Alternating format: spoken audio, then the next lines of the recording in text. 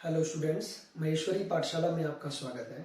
आज हम पढ़ने जा रहे हैं profit and loss account. Profit and loss account हमने लास्ट वीडियो में पढ़ा था ट्रेडिंग अकाउंट। अब हम पढ़ेंगे profit and loss account, then हम पढ़ेंगे बैलेंस शीट। चलिए उसके बारे में मैं थोड़ा सा आपको समझा दूं कि प्रॉफिट एंड लॉस अकाउंट होता क्या है। Profit and loss account is prepared after preparing the trading account. यानी प्रॉफिट एंड लॉस अकाउंट कब बनाया जाता है? ट्रेडिंग अकाउंट बनाने के तुरंत बाद।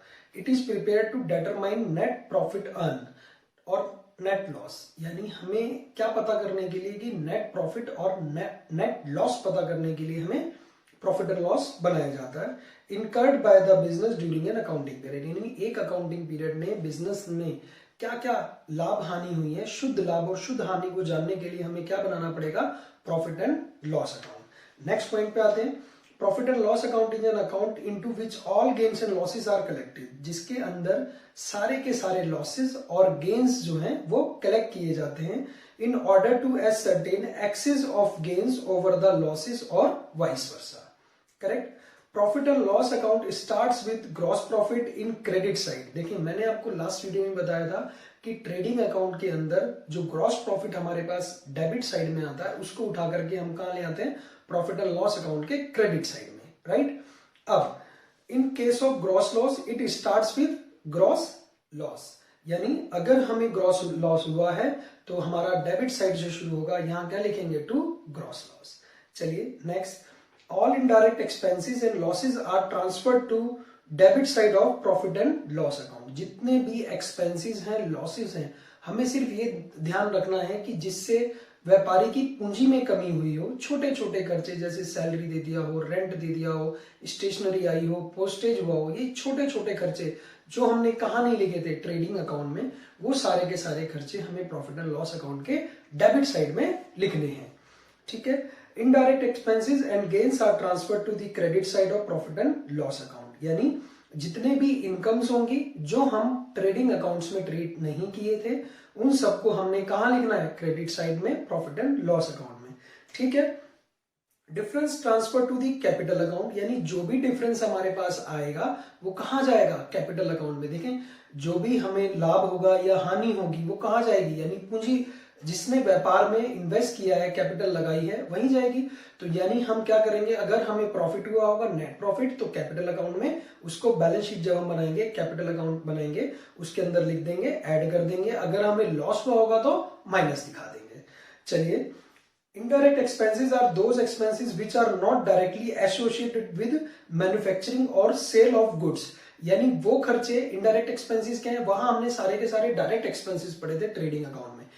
अब प्रॉफिट एंड लॉस अकाउंट के अंदर हमारे पास कितने हैं? सारे के सारे इनडायरेक्ट एक्सपेंसेस हैं। अब इनडायरेक्ट एक्सपेंसेस जो भी हैं वो सारे के सारे कहां आएंगे? प्रॉफिट एंड लॉस अकाउंट के डेबिट में। Indirect expense incomes are those income which are not directly associated with sale of goods. कुछ इनकम्स हमें ऐसी होती हैं कि सेल ऑफ गुड्स को ना करने के बावजूद भी हमें कुछ इनकम्स हो जाती हैं। जैसे कि हमने कहीं इन्वेस्टमेंट किया हुआ था और वहां से हमें इंटरेस्ट मिल रहा है, तो वो क्या है हमारे लिए? Indirect incomes. कोई हमने फर्नीचर बेच दिया तो क्या है ये? इनडायरेक्ट इनकम्स, क्योंकि हमने कोई गुड्स तो नहीं बेचा है, हमने क्या बेचा है? एसेट बेची है, और उसके ऊपर कोई इनकम हो गई तो वो कहां जाएगी? प्रॉफिट एंड लॉस अकाउंट के क्रेडिट साइड में। आपने सिर्फ एक चीज ध्यान रखनी है कि हमें लाभ हो रहा है या हानि हो रही है। अगर हमें लॉस हो रहा है या हमारा एक्सपेंस है उसको उठा करके डेबिट साइड में डाल देना है, अगर इनकम हो रही है तो आंख मीच के क्रेडिट साइड में लिख देंगे। ठीक है। चलिए आगे। Indirect incomes are those incomes which are not directly associated with the sale of goods such as interest, dividend। मतलब ये जो इनकम्स मैंने अभी आपको बताई, इंटरेस्ट, डिविडेंड कुछ हुआ है हमें, profit on sale of fix asset, अभी आपको बताया कोई हमने फिक्स एसेट अगर सेल कर दिया है, और इन्वेस्टमेंट। ठीक है। It is second stage in the preparation of the final accounts. अब मैंने आपको बताया कि ट्रेडिंग अकाउंट जो था हमारा क्या था? फर्स्ट स्टेज था। अब प्रॉफिट एंड लॉस अकाउंट जो है हमारा सेकंड स्टेज है। It relates to a particular accounting period and it's prepare at the end of that period, यानी वो एक पर्टिकुलर पीरियड के लिए बनाया जाता है, और ये कब बनाया जाता है? अकाउंटिंग पीरियड के समाप्ति पर। चलिए। Accrual basis of accounting is followed in the preparation of the this account. क्या फॉलो करना पड़ेगा, कौन सा बेसिस, एक्यूरल बेसिस। एक कैश बेसिस होता है और एक एक्यूरल बेसिस होता है। इसमें हमारे पास अगर कोई आउटस्टैंडिंग होगा, कोई प्रीपेड होगा, वो भी हमें लेके चलना पड़ेगा। Clear. Balance of the account is net profit और नेट लॉस। मैंने आपको बताया कि जो भी हमें यहां से निकल के आएगा बैलेंसिंग में, वो क्या होगा, हमारा नेट प्रॉफिट या नेट लॉस। डेबिट साइड में हमारा नेट प्रॉफिट आएगा, क्रेडिट साइड में हमारा नेट लॉस आएगा। ठीक है। Profit increases the capital while net loss decreases it. देखिए, अगर हमें लाभ होगा तो व्यापारी की पूंजी क्या होगी, बढ़ेगी, और अगर लॉस होगा तो व्यापारी की पूंजी में कमी आएगी, यानी कैपिटल क्या हो जाएंगी, डिक्रीज हो जाएंगी। ठीक है। Purpose of profit and loss account क्या है, determine net profit net loss. Simple है, स्टार्ट से पढ़ते आ रहे हैं कि जो प्रॉफिट एंड लॉस जो हम अकाउंट बना रहे हैं वो किस लिए, कि हमें प्रॉफिट, व्यापार का लाभ और हानि हमें पता करना है, यानी नेट लॉस और नेट इनकम्स। ठीक है, नेट प्रॉफिट। ठीक है। Helps in prepare balance sheet, obvious है क्योंकि ये बैलेंस शीट के अंदर जाएगा, कैपिटल के हेड में उसको प्लस या माइनस करेंगे। अगर प्रॉफिट होगा तो प्लस करेंगे, और अगर लॉस होगा नेट लॉस तो माइनस कर देंगे। Comparison with the previous year profit, हम इसको प्रीवियस ईयर के प्रॉफिट से भी कंपेयर करने के लिए हमें काम आता है। मान लीजिए इस वर्ष हमें 10 लाख का प्रॉफिट हुआ है और पिछले वर्ष 12 लाख का प्रॉफिट हुआ था, तो नेट प्रॉफिट हमें कितना हुआ लास्ट ईयर, 12 लाख का, और अब हुआ है 10 लाख का। तो हम कंपेयर कर सकते हैं कि कहां कमी लिखेंगे। प्रॉफिट एंड लॉस अकाउंट के आइटम्स और कंटेंट्स कहां डेबिट होंगे, कहां क्रेडिट होंगे। हमें सिर्फ इतना ध्यान रखना है कि वो एक्सपेंस है या इनकम है। अगर इनकेस वो एक्सपेंस है तो डेबिट साइड में लिख देंगे, और अगर वो इनकम है तो क्रेडिट साइड में। अब हम शुरू करते हैं कि कहां से शुरू करेंगे इसे। तो सबसे पहले यहां लिखेंगे by gross profit transferred from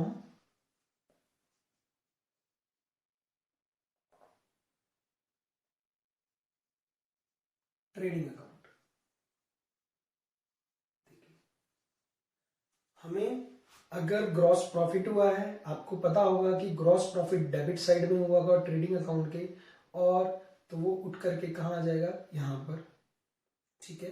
debit से क्रेडिट में और क्रेडिट से डेबिट में चलता है। अब इन केस हमें क्या हुआ, वो लॉस, क्या हुआ, वो ग्रॉस लॉस। और ग्रॉस लॉस कहां हुआ होगा, क्रेडिट साइड में। कहां पर, क्रेडिट साइड में। तो उसको उठा के हम यहां लिख लेंगे। तो क्या लिखेंगे, मैंने आपको बताया कि ज्यादा से ज्यादा 100 क्वेश्चनों में से 2 क्वेश्चनों में ग्रॉस लॉस होता है, अदरवाइज सब में नेट प्रॉफिट चलता है। तो मैं यहां नहीं लिख रहा हूं डेबिट साइड में।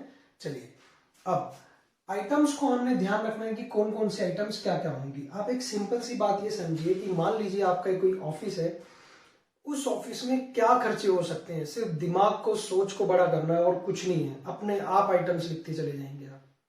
ठीक है। देखें, आपने अगर ऑफिस बनाया है तो ऑफिस में क्या क्या खर्चे हो सकते हैं, सोचिए।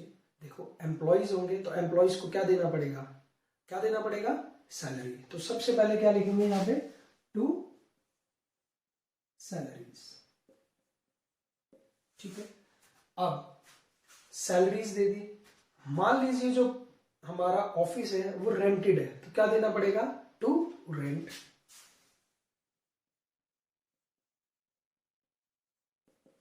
एक चीज और, मान लीजिए आपके पास कोई बिल्डिंग पड़ी हुई है, आपने उसको रेंट पे दे रखा है, यानी आपको रेंट वहां से मिलता है, तो क्या है ये, इनडायरेक्ट इनकम। तो यहां लिखेंगे बाय रेंट रिसीव्ड।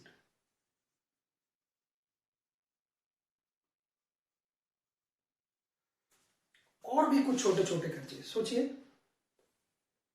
बताइए, कोशिश करिए जी। देखिए, आपने एक बैड डेट्स पढ़ा होगा, क्या पढ़ा होगा, बैड डेट्स। क्या हो गया, पैसा डूब गया। तो जो पैसा डूब गया हमारे लिए क्या हो गया, लॉस हो गया, और लॉस कहां होगा, डेबिट साइड में। तो क्या लिखेंगे, टू बैड डेट्स। अब आपने पढ़ा होगा कि बैड डेट्स के साथ साथ कभी डूबा हुआ पैसा भी वापस आ जाता है, यानी रिकवर्ड हो जाती है। तो वो क्या हो गई हमारे लिए, इनडायरेक्ट इनकम। तो क्या लिखेंगे इसे, बाय बैड डेट्स रिकवर्ड। ठीक है। और क्या खर्चा हो सकता है ऑफिस में, इलेक्ट्रिसिटी, ऑब्वियस, इलेक्ट्रिसिटी बिल। कोई रिपेयर भी होती है, आपको अकाउंटेंट ने कहा सर ये देखो सारा खराब हो रहा है आसपास का, इसकी रिपेयर करो, फ्लोर को रिपेयर करो, तो क्या करेंगे? Repair, to repair. और क्या खर्चा हो सकता है हमारे पास? डेप्रिसिएशन लिख लें, लॉस है हमारे लिए,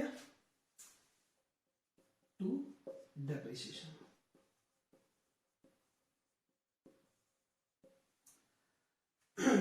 और कोशिश करिए क्या हो सकता है हमारे पास? ऑफिस में हमें स्टेशनरी चाहिएगी, देखिए टू स्टेशनरी। अरे किसी को तार भेजना है, लेटर भेजना है, पोस्ट करना है कुछ, तो क्या लिखेंगे? To postage and stamps.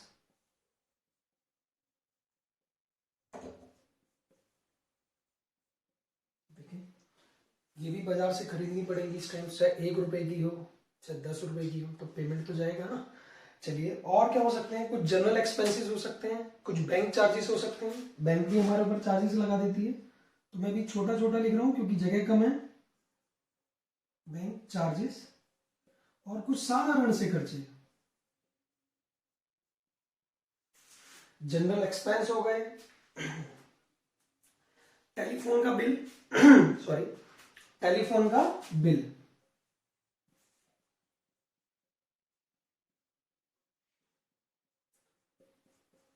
Telephone bill आ गया। और क्या हो सकता है? कोई कमीशन हमने दिया हो किसी को, ऑब्वियस है, तो क्या लिखेंगे? To commission. और कमीशन अगर कहीं से रिसीव हो जाए तो उसका क्या करेंगे? देखिए आपको ध्यान रखना है, कमीशन पेड है, ओनली कमीशन लिखा है तो डेबिट साइड में, और उसके साथ लिखा है रिसीव, आ जाइए अपनी जगह पे, क्या लिखेंगे? Bye commission received.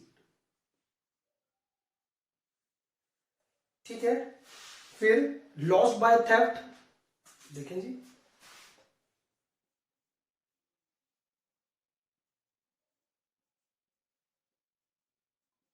और फायर, ऐसा भी हो सकता है, आग लग गई। एक और डिस्काउंट अलाउड, और बड़ा था डिस्काउंट रिसीव्ड। अलाउड मतलब हमने किसी को दिया, ऑफर किया कि आप हमें कम पैसे दो, तो हमारे लिए क्या हो गया उस समय पे? लॉस। मान लीजिए किसी से मैंने 1000 रुपीज लेने थे और मैंने उनको ऑफर किया आप मुझे 950 दे दीजिए आज, तो 50 रुपीज का क्या हो गया? मेरे लिए लॉस हो गया, तो उठा के यहां ले लो। और डिस्काउंट रिसीव, देखें अपने आप बनेंगी चीजें। इनकम। और क्या हो सकता है? इंश्योरेंस, इंश्योरेंस कराया जी गाड़ी का,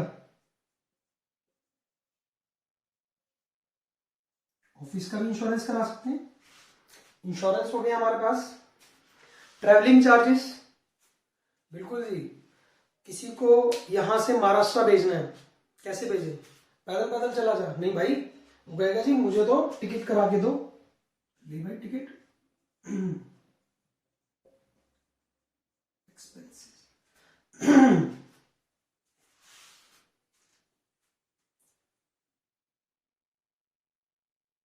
इनकम फ्रॉम इन्वेस्टमेंट, कहीं से हमें इनकम मिल जाए,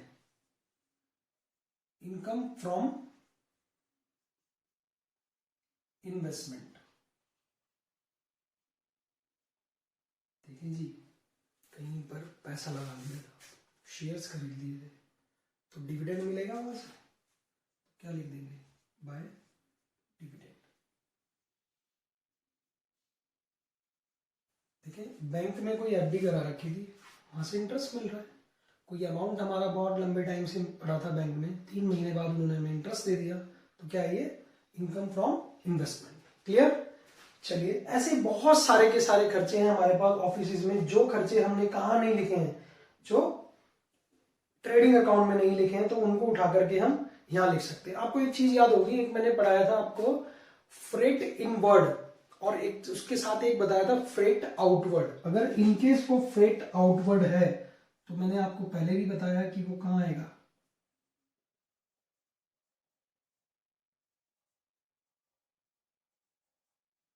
प्रॉफिट एंड लॉस के डायरेक्ट में। ठीक है, हम इतने आइटम से भी काम चला सकते हैं। ठीक है, चलिए अब हम एक क्वेश्चन की ओर बढ़ते हैं। मेरे पास बुक है टीएस ग्रेवाल का, क्वेश्चन नंबर है 12। तो सबसे पहले ग्रॉस प्रॉफिट लिखा हुआ है इसमें 1,20,000। देखें अब क्या करना है, सिर्फ क्या करना है, सिर्फ फिल इन द ब्लैंक्स भरने हैं। ग्रॉस प्रॉफिट 1,20,000 लिख दीजिए बहुत आराम आराम से। चलिए नेक्स्ट कह रहा है रेंट।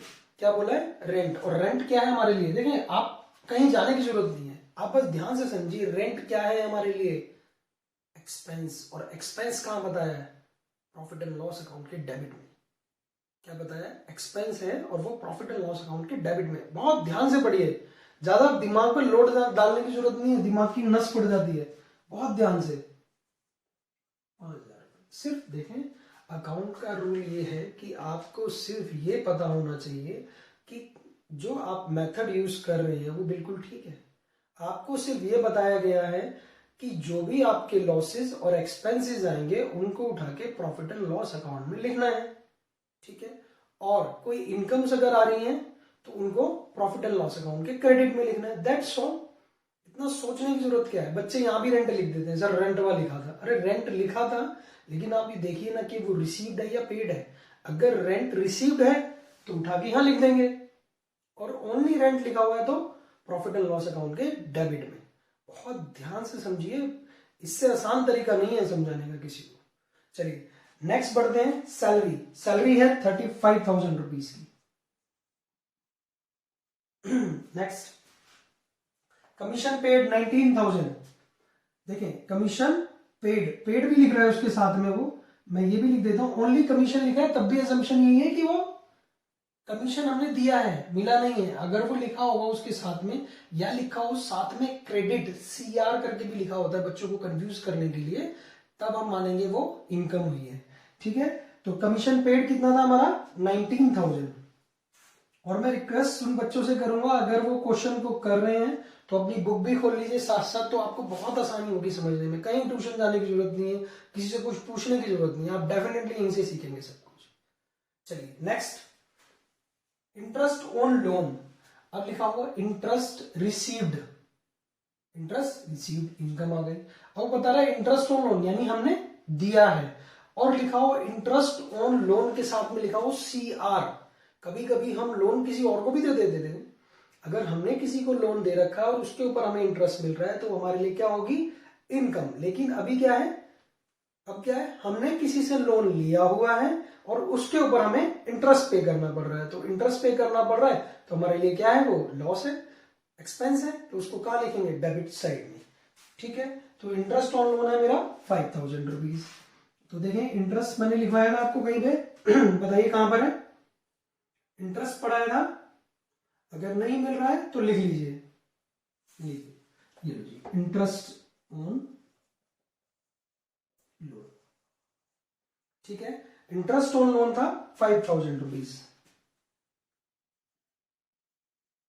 एक और है हमारे पास, एडवर्टाइजमेंट।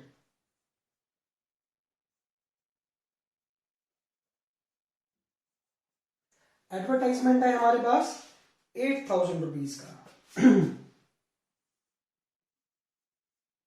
चलिए नेक्स्ट देखिए, फिर है इंटरेस्ट रिसीव्ड। क्या है, इंटरेस्ट रिसीव्ड। इंटरेस्ट रिसीव्ड है तो देखें इंटरेस्ट के साथ क्या लग गया, हमें रिसीव हुआ है, रिसीव या नहीं मिला है, आंख नीचे और लिखिए कहां, क्रेडिट साइड में।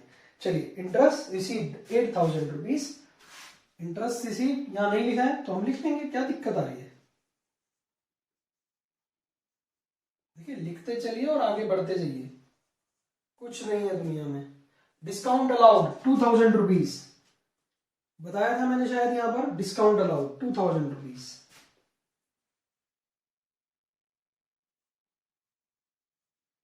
चलिए नेक्स्ट है डिस्काउंट रिसीव्ड। देखो डिफरेंशिएट हो गया, डिस्काउंट अलाउड यानी हमारे लिए लॉस हो गया, एक्सपेंस हो गया। अब रिसीव हो गया तो हमारे लिए क्या हो गया, income 6,000 rupees, discount received.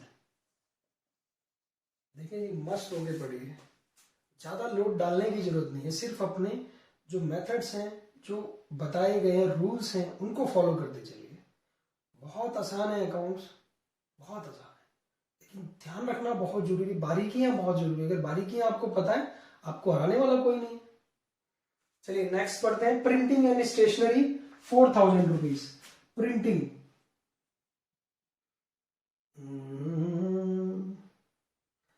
Printing and stationery नहीं मिल रहा, लिखा था कहीं वैसे स्टेशनरी लिखा था। चलिए स्टेशनरी कितना है, 4000 रुपीज। वो बूढ़ा हो गया ना थोड़ा सा, तो इसलिए ध्यान नहीं रहता अमाउंट। ठीक है, आप तो अच्छे खासे बच्चे हैं, ताजे हैं। Legal charges 10,000 rupees. Next item है हमारे पास बेड डेब्ट्स। बेड डेब्ट्स हैं हमारे पास 2,000 रुपए के, जो हमारे डेटर्स डूब गए, पैसा नहीं देंगे। Next, loss by fire 6,000 rupees. Loss by fire 6,000 rupees, ये रहा। Next one, depreciation 4,000 rupees. कहां है जी डेप्रीशिएशन, दिया। Next, miscellaneous income. Miscellaneous income means पैसा आया है। Miscellaneous expense profit and loss account के डेबिट में। मिसलेनियस इनकम, विभिन्न प्रकार की आय हमें प्राप्त हो गई, तो प्राप्त हो गई तो ले लो झोली फैला के, तो ले लेते हैं, खा लेंगे। क्रेडिट साइड में कितना, 2,000 रुपीज। समझ पा रहे हैं, क्लियर हो रहा है।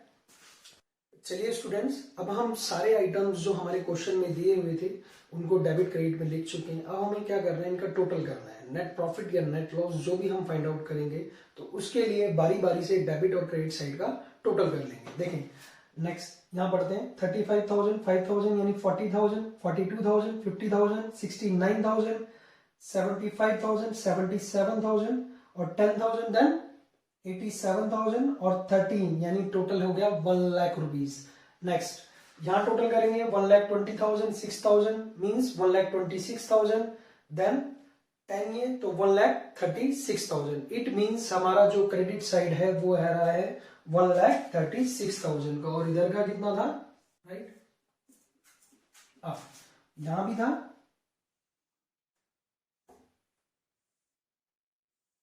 1,36,000। अब आपको पता होगा ये टोटल मैंने कितना बताया था, 1 लाख रुपीज। तो 1 लाख में से 1,36,000 को घटाएंगे तो कितना बचेगा, 36,000। क्या बचेगा ये, अरे बोलो बोलो, कॉपी कॉपी, कितना आएगा, 36,000। यानी ये क्या है, कोई बच्चा बता सकता है, क्या फाइंड आउट किया हमने, नेट प्रॉफिट। क्या फाइंड आउट किया, टू नेट प्रॉफिट, और साथ में ये भी लिख देंगे ट्रांसफर टू कैपिटल अकाउंट। क्या लिख देंगे, कैपिटल अकाउंट। अगर ये साइड ज्यादा होती तो यहां आता बाय नेट लॉस, कहां जाता, कैपिटल अकाउंट में। लेकिन ये क्या होगा, ऐड होगा, इससे व्यापारी की पूंजी क्या होगी, बढ़ेगी, लाभ बढ़ा है। और इनकेस लॉस होता वो क्या होता, माइनस। ठीक है, चलिए थैंक यू सो मच।